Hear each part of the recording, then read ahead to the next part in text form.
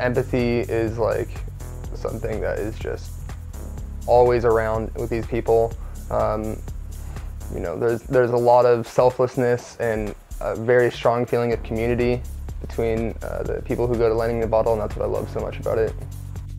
My first impression was it was a bunch of dirty hippies, and as time went on, I realized I was one of those dirty hippies. Like I said, it was nothing I'd ever seen. I'd been to a bunch of festivals before, but nothing like Lightning in a Bottle. It was totally different. Lightning in a Bottle is definitely a refreshing, different atmosphere to put yourself in.